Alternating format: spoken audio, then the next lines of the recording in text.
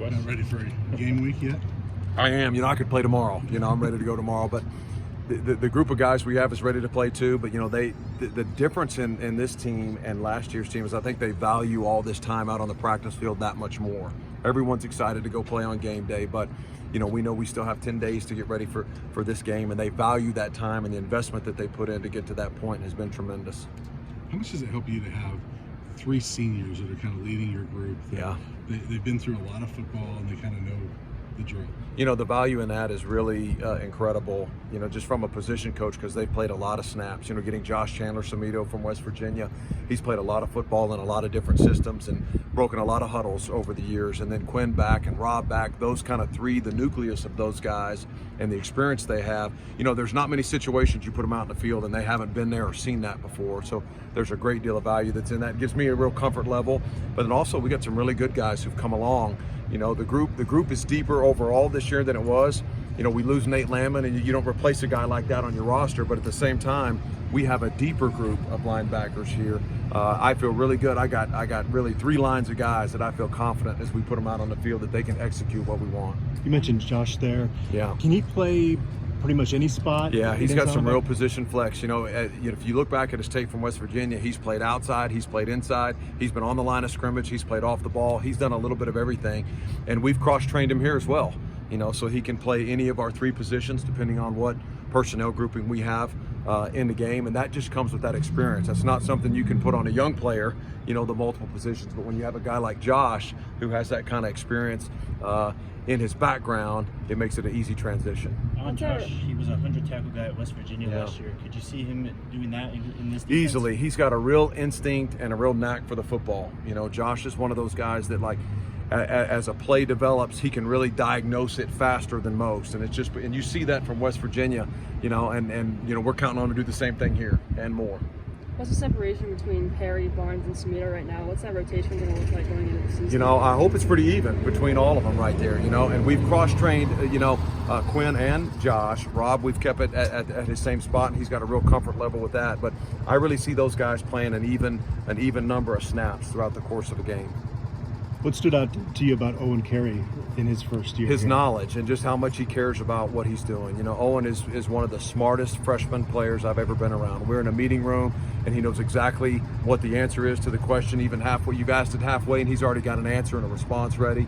So his just knowledge and his preparation. Owen's one of the guys, as we break, he'll probably be down there in the meeting room as soon as he gets done watching this practice, and one of the first guys to do that. So his knowledge base.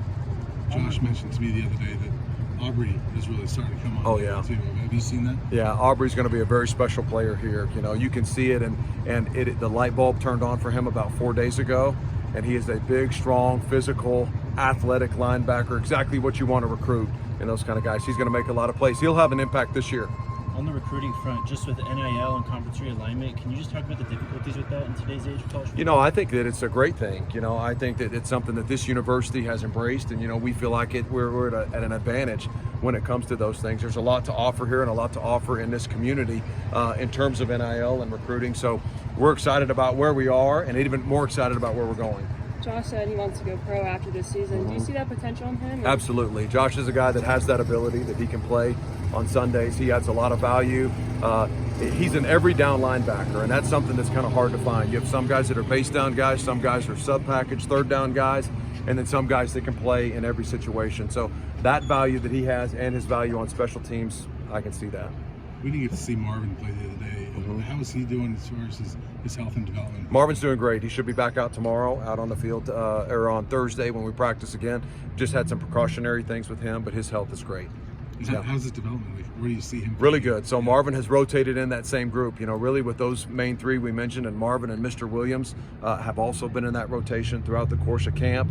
And then we got guys like Owen coming on, and Aubrey Smith coming on, and Isaac Hurtado coming on. It's a talented, deep group of players.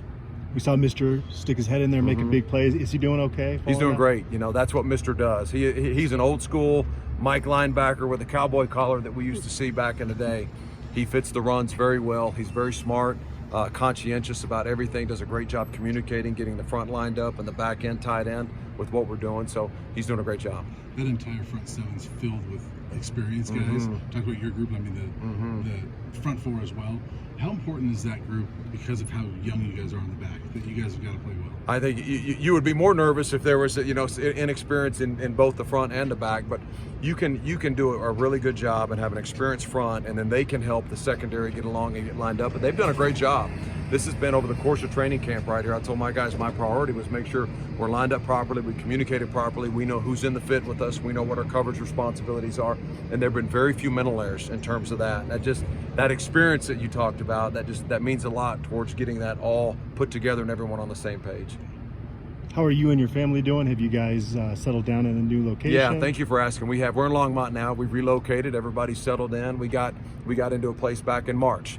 So right now we're kind of over that hurdle, and that's in the past and behind us. But that was a mess right there for a long time. And there's so many people in the Buff Nation that reached out and helped out. And my family and I are very grateful for everyone who helped out, and that including you guys as well. So thank you.